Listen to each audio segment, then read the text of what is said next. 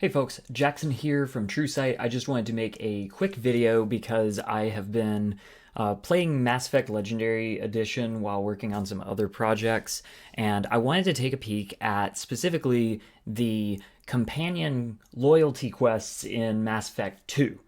I think that these are great little examples of mini quests, mini stories. Each one of these could be a one shot in not just a D&D or D&D adjacent system like Black Flag or Pathfinder or whatever, but a Blades in the Dark setup, a Call of Cthulhu mini adventure.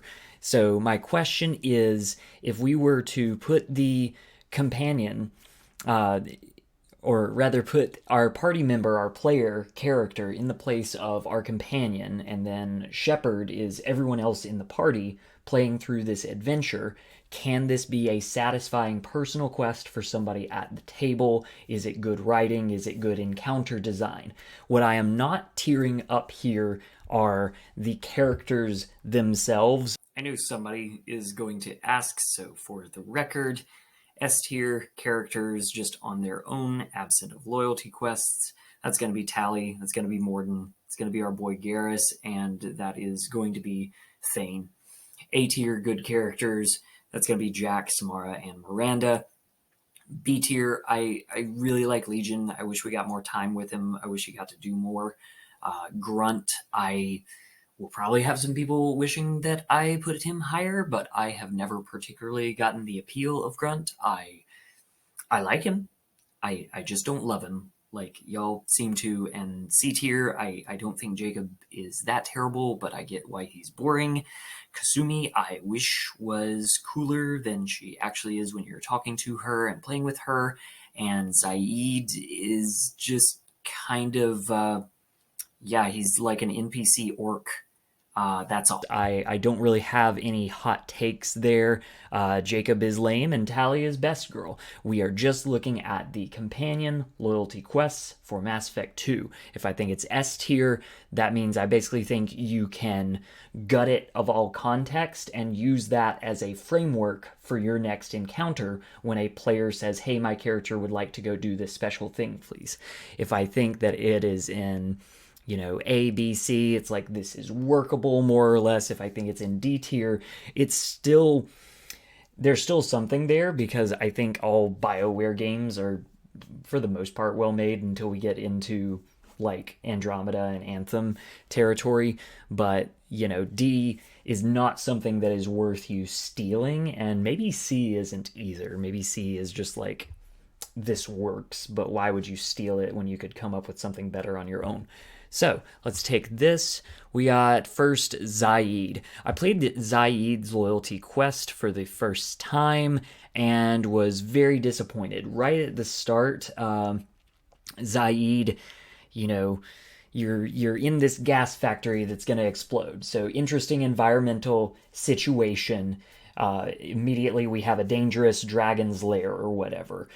Something is in the environment that can harm you and harm the enemies you're fighting, but also harm all the non-villain, friendly NPCs around. And Zaeed kind of makes the decision for the Shepherd, our party, that like, oh, I'm going to start the fire and make this more interesting. And yet at the same time, kind of boring because it takes decision out of the party's hand. Now, on the other hand, it means that the Zaeed player, they feel great because they get to kind of, stake the claim on what this is going to look like. But is it worth it to everyone else in the party that like, oh great, now we have to run through fire because the Zaeed player said we have to? That makes it less fun. I'm also looking for not just the combat setup of these adventures, which a lot of them will be the same. Oh, there's a mob. Oh, there's a little boss. Oh, there's some kind of twist towards the end. Not that interesting, but the story and the choices that we have to make along the way. And for Zaeed's mission, it's, well, we can either go after the guy that I came here to kill and get my revenge, or we can possibly let him go but save all the innocent civilians that I myself already put in danger. And it's a very rudimentary quandary, something that is a good thing usually to put into your combats, but is this the big stakes that you need for somebody's personal quest? No, I think this is a very mid to subpar adventure. Kasumi, I've played through a couple times, so you start in kind of a ballroom scenario. You have to wheel and deal and use your deception and persuasion skills. You have to use some stealth running around. I would think that the Kasumi player would get to do more in this scenario than Kasumi actually gets to do in game, which is mostly stand around until Shepard comes back and talks to her. So don't do that to your player. But if Kasumi was around and she was able to dress up and talk too, and then you fight through the whole, well, you have a dungeon, you have to unlock a bunch of traps and things to be able to get into the supplies, to get the dirt on this guy, or rather get the, oh, what was it, the memory chip from her dead lover. And then, there's a wave fight that runs too long while you're also having to fight the big plane flying over, which again, that could be a dragon, that could be a whole lot of things. The wave fight does run too long. But honestly, this could be S if it wasn't for the fact that they tried to shoe in a whole lot more action just to pad this out as a DLC. If I ignore that, this would probably be an S tier. But the reality is that there's a whole lot of fighting there that you're going to have to edit up. More work for us as a DM or GM means less on the scale. So I'm going to keep this one in A. I think that the strength of the ballroom scenario, while also trying to use different skills to unlock different locks on the safe, is very cool and very worth replicating. Up next, we have Grunt, and Grunt's scenario should be just a big old combat. You got this rite of passage, you go down there, you ring the bell, you fight stuff number 1, you fight stuff number 2, you fight stuff number 3, and the thing number 3 is a big old purple sandworm. Except that there's also some kind of intrigue going on. We get to learn the lore of the Krogan culture. There's a question, it's easy to answer, about, which clan is Grunt gonna go with. But the fact that it is there, even if it's nominal, even if it's something that you as a DM knows, well, I kind of figure I know which one the Grunt player is going to pick. He's going to go for Daddy Rex. I still think the fact that it's there is good. Is it impressive enough to be absolute S tier? Please steal this. I don't know, only because the whole ring the bell and fight 3 rounds of things that part is a little basic to me, and there's basic stuff that works very well, and then there's basic stuff that's just kind of like, okay guys, you're gonna fight this, okay, you're gonna fight, okay, you're gonna fight. But I think there is more here than you would initially think. I am gonna keep that one in A tier for our boy Grunt. Mordin has to track down an old student who is using his magic or his science or his lore in a way that Mordin does not approve of. You find this out, you fight through some mercenaries, which is a weak point that will come up a few times. It's nice to have a villain who feels like they have stakes in the scenario. And the Blood Pack defending this situation lessens it in a way. You do have a big decision at the end here of basically, well, this data, this scientific or magical data was obtained in a definitely unethical manner, but are the results of it still usable? I think that is a very good quandary that does elevate this one. But do all the steps on the way, does the map and the encounter setup really help it? I don't think so. I think that one holds this back, even though it is a very good question. Now, Jack here does not have as much of a question. She came from an unethical science or magic facility that was training her up from a very young age to be a weapon And now she wants to go back and destroy it. And hey, the Blood Pack is here. And we fight them and we run through, and there's not a lot of mystery as we're going through this school, if you want to call it that, prison, terrible place. There's not much mystery. It's just kind of Jack going around and saying like, oh, this thing, it was bad to me.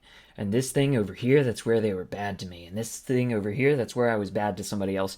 There's a reveal that like, oh, the other kids weren't trying to be mean to you. They were scared of you. And that is interesting. The actual scenario is not very much. I do like Jack a lot. I like that this is a moment of catharsis for her. It's one of the reasons why I try to go to this mission early. But is it good story and quest design? Not so much. Jack knows the place is bad. You go there and see that it is bad. She wants to blow it up, and you blow it up. End of story. Is it stronger or weaker than Zaeed's? There is still some character stuff there, and that could just rely on the fact that Jack's character is a little more than Zaeed, just being like, I'm an old merc man who wants revenge. So, yeah, that bias still was standing. Jack's is a C tier, Zaeed's is D tier. Miranda has a surprisingly similar situation to Jack, and as an aside, I would encourage you, as a DM, if I had a player who was playing Miranda and a player who was playing Jack, and their characters were constantly clashing, I would try to highlight in the story how each of them were, genetically created and experimented on in order to become the weapons that they are today, just in very different manners. Basically a paragon and a renegade path, go figure. Miranda wants to save her sister, and you fight through some mercs. I actually think the factory fight is kind of cooler than it deserves to be. Like, just the initial setup, the set piece of you're fighting in a warehouse, it's a factory, whatever. Go shoot some mercs. Shouldn't be fun, but the actual map design kind of elevates that, I think. The decision here, the revelations along the way, the mystery that the party starts to learn as Shepherd is, okay, Miranda, you didn't so much save your sister as you did just kidnap her from a situation that was still kind of bad but better than yours, because you were wishing that somebody had done that for you. So now that your sister is here, do you want to tell her about all these things that will make her life more complicated and might even threaten her in order to gain this closure for yourself? And I think that part is very nice writing.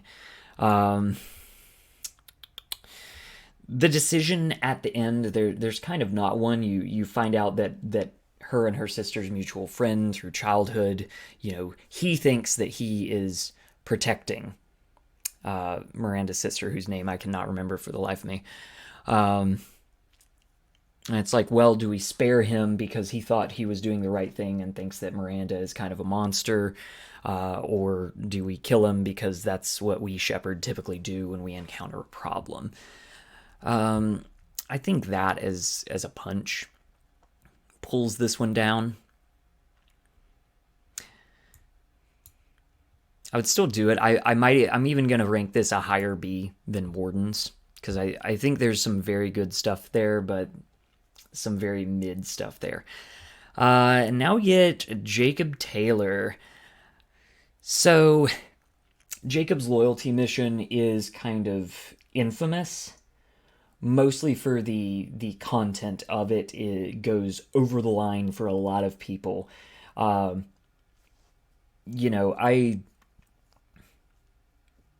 For all my considerations of content and safety, I don't actually shy away that much from putting adult stuff in a game I'm playing with adults. The situation that you uncover with Jacob Taylor and trying to rescue his dad is that his dad's ship landed on a planet where they wound up having to eat the local food that, you know, messes with your brain and your intelligence. It happens to make the men very violent and happens to make the women very pliant, and it's gross. And Jacob's father, I mean, this thing is successful in making you absolutely hate a villain in as little time possible. I think that the first time you play this through and you go through the wrecked ship and you start slowly uncovering the details of what exactly is going on and how awful it has been for years, and the state of these humans, yeah, it's bad, and this is going to be too much for a lot of people. And a lot of people would say that BioWare didn't stick the landing on this setup. It's pretty common that people will play every loyalty mission except for Jacob's, because they just don't want to run through it again. I think that upon trying to throw out any bias and look at the adventure design, I noticed that the way the mystery is set up, the way you uncover clues of what's going on, is very well laid out. You talk to the NPCs that you're saving and the NPCs that are fighting you. There's some mechs that are put online that are actually laid out pretty well. You fight some mechs, you fight some people, you fight some mechs and people with a giant mech. There's some destructible environment elements, like, and then you get to the end of it, which is not a boss fight with Jacob's father. It's this big, finally getting to the villain and say, we know what you did. Stop denying it to our faces, you monster. And then kind of getting to choose how to end him, knowing that combat would be meaningless. The more I think about this mission, like, the more it grosses me out, so I don't like thinking about it, but also I can't deny that this is well put together, and I actually think that you could take the bones of this adventure, use it in such a way that for the player in their shoes, this can be extremely powerful, in a way that, as sitting there on the video game, one of the players at the table not being Jacob Taylor, of us being Shepard, we're a little too distant from to really feel the punch. Instead, we're just sitting there and like, I don't want to be here. And that is a factor. As much as if your group is like no holds barred, whatever content is fair game, I honestly think this is a very well put together adventure. But that factor is there. This is not going to work for all groups. I'm going to have to put this in like lower A tier, because you're going to have to work hard to make this happen, and that's undeniable. So let's talk about our boy Garrus, who is going to be, for a lot of people, like an S tier companion. If you had a player at the table and they brought you Garrus and they're playing this dude, absolutely wonderful character to have at the table. Garrus's mission is not too dissimilar from Zaeed's, at least in motivation. He wants revenge. His whole crew got slaughtered, he was betrayed, and now he wants to go after Sidonus, the guy that made this happen. And along the way, you also have to find Harkin, and you also have to fight these mechs, and also there's some mercs on the way, and it's another warehouse factory, but it's not really as well put together as Miranda's warehouse factory with mechs was. And I want to like this one, because it's Garrus, right? Like, I want to like it. There's a whole lot of what I recognize as crime thriller or conspiracy thriller writing, where it's like, there's another guy, there's Harkin, there's not just one dirty cop, there's like 5 dirty cops, and there's another dirty cop that betrayed me and I didn't even know about it. And that kind of thing works for a lot of people, which I'm going to recognize. I'm biased against it, that it helps this out in a way that I wouldn't like, I might not do in my adventure. But can you use this in your game for your player that is playing the hard-boiled paladin of vengeance named Archangel? Unfortunately, the fights are just, the fights are not there. It's too many mechs. Oh, you can shoot some crates up above you and drop them down, just like in Zaeed's. The only decision towards the end actually always progressively bugs me more every time I replay Mass Effect 2, because by the time you find Sidonis and, Garrus is like, all right, Shepard, you just gotta line up the shot and get them talking. Which, by the way, I do like in a game like D&D, where it's always like, fight, fight, roll attack, roll attack. It's like, no, you have to do some other stuff for this assassination, too. You gotta get them lined up, and your other guy can make the shot, and he'll make it, no problem. That's not the hard part. The hard part is getting the guy in range.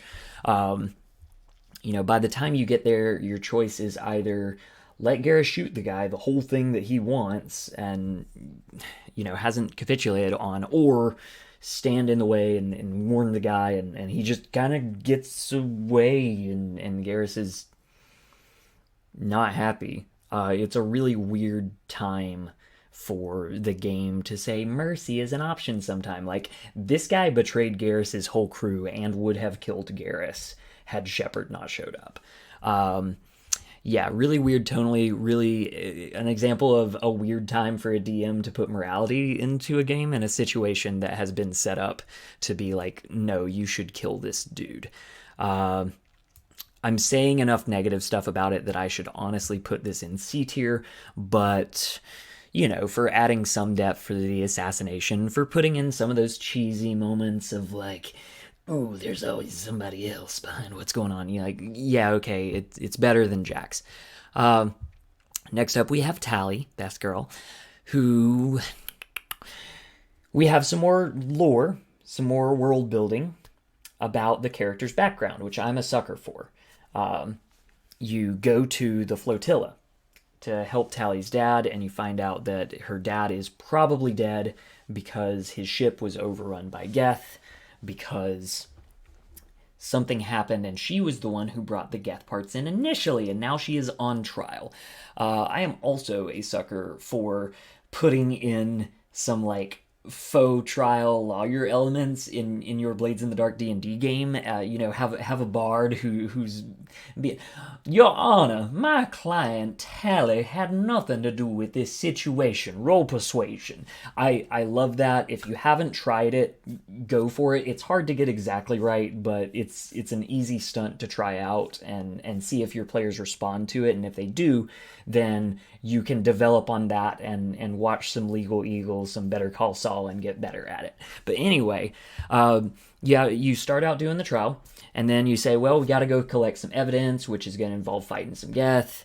There's a boss fight. Once again, I'm repeating myself because the designers at BioWare, if you have a good formula, you keep it for a few missions. You got to write 200 of these. So why not keep a few things? You find out little clues, little environmental storytelling as you're running through the ship that was overrun by Geth. You're taking out Geth, and eventually you find out that, oh no, Tali's father is guilty, but Tali has different opinions on, what exactly you do about that guilt. This has excellent moral quandaries, honestly, excellent combat pacing interspaced with, talking moments and mystery, getting to use those investigation skills. Even though I don't love, you don't remember this mission for the Geth fight part of it. The map could have been better, but I think even with that, this has got to be an S tier mission. This is really something that you should try to replicate for your players if you have the opportunity, because it offers lots of different modes of play mixed in together, and you get the world building and the backstory on this character as you're playing through it. Which brings us to Thane. Thane is an assassin, and for his mission, you don't kill anybody, or there's an option to kill a person or two, but not in, you don't roll initiative during this. You're tracking people, you're interrogating people, you're doing all the pieces of assassin work that aren't just I roll attack. Kind of like we got a little piece of in Garrus's mission, but now this is the mission. and there's a mystery, and there's talking to people, and there is still the potential for violence. If at any point you were running through this with your players and they get tired of walking through the rooftops of the city, looking down, tracking the mark, talking on the sending stones, they could roll initiative, but that's all for them to figure out. And this is all for saving Thane's son so that he doesn't become like him. And is there something there for Thane where he's like, I wish that somebody had done this for me? I actually don't think so. Unlike what it was like for Miranda. I'm getting into the character and the character writing, and Thane is a really good character, probably also an S tier companion. But if I am just looking at the mission itself, even though it is a lack of combat, I don't think that combat is an essential part of these games, and yet here it is. There's always potential for combat, but they don't really make you have to desire an initiative roll in that moment, because BioWare keeps you hooked on the story happening, and I think that's certainly something you should try to replicate for your adventure. I think that there's more going on in Tali's mission, but I am still going to say that Thane's loyalty quest to save his son from becoming like him is S tier. We have Samara. Again, we get some world building, some lore about Asari, very specifically the Ardat Yakshi. This is a pretty classic, like, I was gonna say magical, but honestly, like a mythic curse. This person is doomed to be a predator. They have these terrible human urges that they have to kill for. And can you fight against that? And we see in other games, yes, you absolutely can, but Morinth chooses not to. She is evil. She is basically a demon. Can we figure out how this girl was murdered, that Morinth murdered? Can we draw in Morinth? And then, when we take the trap, can we be strong enough of will to not get killed by Morinth, and then, well, we can help Samara, or we can kill Samara and take Morinth with us. That's a very interesting quandary at the end. Unfortunately, something that sort of breaks this mission for me as I'm playing it in Mass Effect 2 is also something that I've noticed break me out of D&D and Pathfinder adventures, which is you have all this wonderful setup. We're making lots of deceptions rolls. We gotta use intimidation, investigation, just all kinds of skills as we're running through. We gotta think, not just our character, but our player. We gotta think, how are we gonna get Morinth to come after us right now so that Samara can get set up to take her down. And then everything that you do, no matter how good or bad it is, comes down to one wisdom saving throw when Morinth looks in your eyes. It doesn't wind up mattering, and I think that hurts it more. This has some very strong stuff, quite in the same way that Thane's mission does. Even though we don't ever really roll initiative, we're still being engaged in the story. But we get taken out of it when our shepherd party has to stand around and say, like, okay, well, are we gonna do this? And she's like, yes, I'm gonna take over your mind now before I take over your body. And we fail our wisdom save, and here comes Samara to save us. I want to like this one more, but I think it stumbles in the last steps when it should rise to the occasion, and that's something that Tali and Thane and honestly all of the A-tier missions do too. Do I still think it's a good setup? Yes, but and there is potential there, and I think the B tier is like, there's good potential here, do something with it. So I'm going to keep Samara's loyalty quest at the top of B tier. Finally, we have Legion's loyalty mission to go, destroy or rewrite the heretic Geth. The moral quandary is obvious. I think that while, again, we're walking through the very much dungeon encounter, We're constantly having these little talks with Legion where we talk about, oh, is it right to rewrite them? That would be kind of like mind washing, brainwashing a bunch of humanoids. Is this actually what we want to do? Well, it's not very nice to destroy them all while they're sleeping either. Like, what do we do here?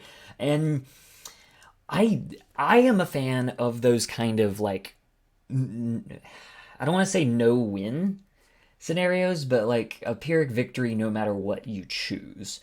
That kind of drama, that kind of dread, can be good for your player characters. And as long as your players and you can talk about it out of the game and kind of joke about it and be like, oh man, I don't know what I would do in that situation, but my character, they're pissed about this. I think that's good. So I think that is something that can be replicated. I think that the dungeon map design of this place, having to go through, not trip a bunch of traps, and if you successfully don't trip the traps and you set up a combat encounter, you can potentially end it on one round, and that's very cool to be able to set up ambushes in a game like D&D. So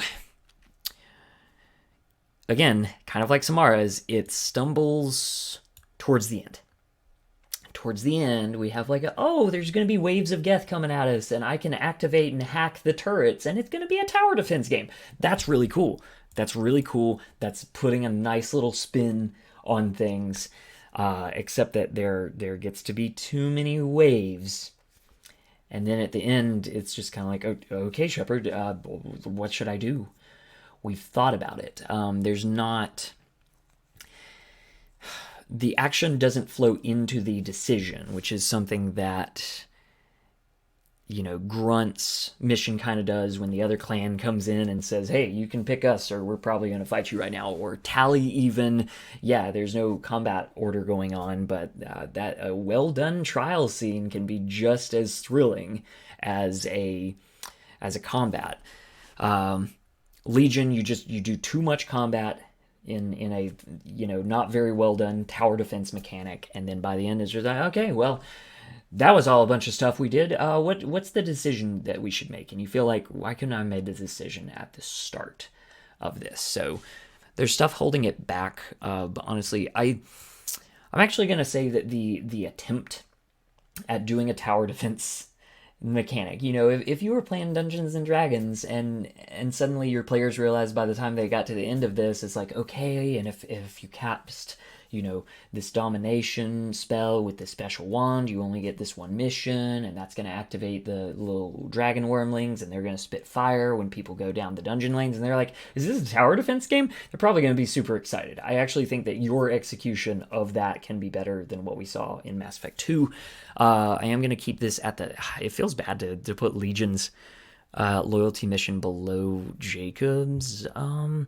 You know what? The challenges there have a lot to do with like pacing and stuff, whereas the challenge with Jacob's mission is that subject matter, which is hard to sanitize down and still keep the meat of what's there. So I'm actually going to put Legions above. The more I think about Grunts, the more I think he should be a little higher, so I'm at least going to put him at the top of A tier.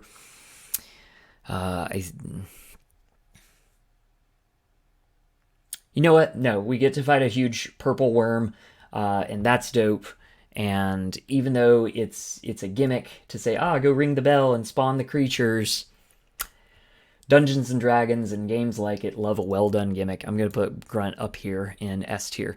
And that is going to be my tier list for today. Thank you so much for watching. Let me know if you enjoyed this, and of course, please tell me your disagreements with me. I love the discussions that come from that, and let me know if we should talk about more Mass Effect or BioWare games. Till then, have a Nat 20 day. Bye-bye.